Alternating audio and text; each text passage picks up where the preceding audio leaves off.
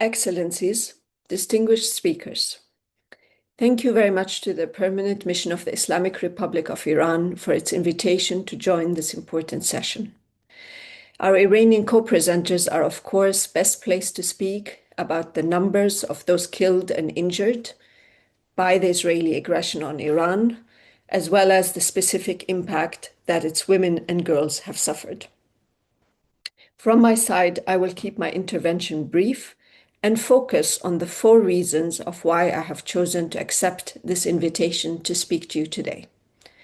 The first reason is that Israel's attacks on the Iranian civilian population, including women and girls, are a form of violence against them. They are perpetrated against them for being Iranian and have resulted in serious and long-lasting harm they have experienced in very specific ways for being female.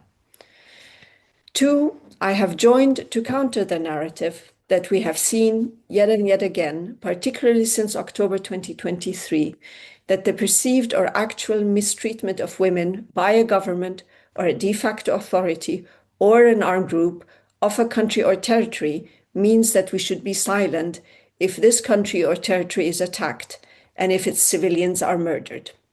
Yes, I acknowledge that there have been concerns about the Islamic Republic of Iran's track record on women's rights in several areas, concerns that I myself have engaged the government of Iran on and that they are aware of. However, any such concerns should never be taken as a justification of mounting an illegal aggression and committing crimes, or as a pretext to silence those who would dare to condemn these.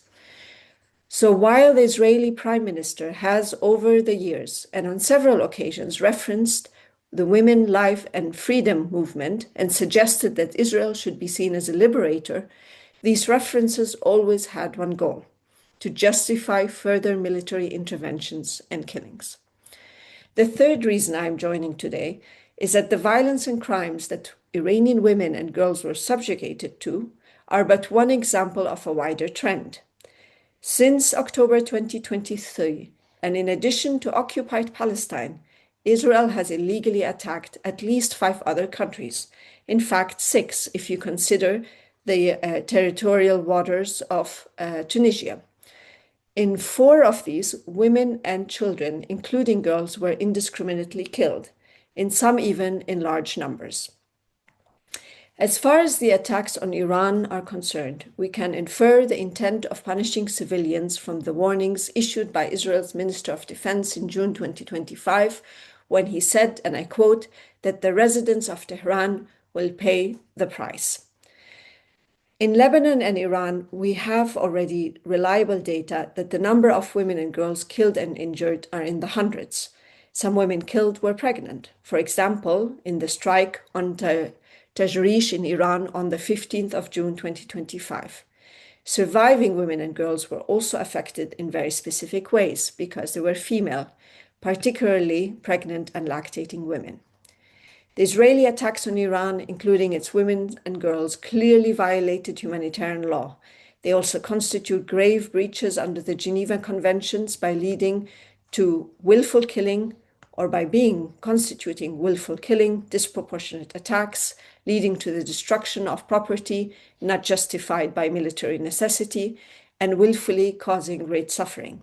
They also ignore Security Council Resolution 1325, which calls on all parties to the armed conflict to respect international law applicable to the rights and protections of women and girls.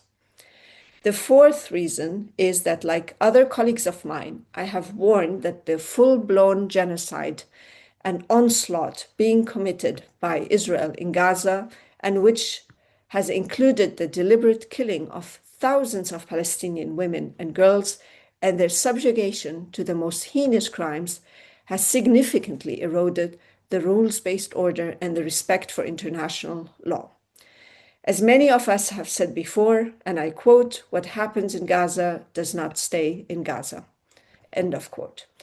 The erosion of the protections that civilians enjoy in times of conflict and peace and war, and the specific protections that women and children enjoy will affect women everywhere. The normalization of the mass killing of Palestinian women has paved the way for rounds of unlawful aggression such as these to be inflicted on other women and girls, as was the case in Iran, without eliciting the international reaction that these acts deserve. How can that be? Well, it's simple. The terrifying truth is that the televised genocide in Gaza, including the killing of women and girls, has normalized the killing of women and girls everywhere, even more than before. So where do we go from here?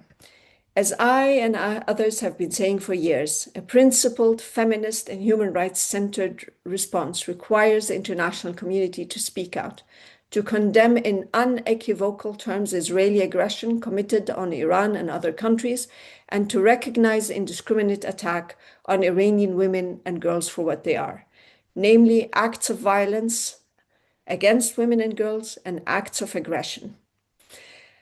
Above all, we must ensure that they do not reoccur and that one day there will be justice and accountability for these crimes that have been committed. Current and future accountability and justice measures must also consider and examine the ways in which these crimes specifically affected females. I regret that international and regional court proceedings examining war crimes and crimes against humanity do not yet sufficiently adopt a sex and gender-specific lens to their processes, and that must change. Finally, we are 6 weeks away from the commemoration of the 25th anniversary of the United Nations Security Council Resolution 1325.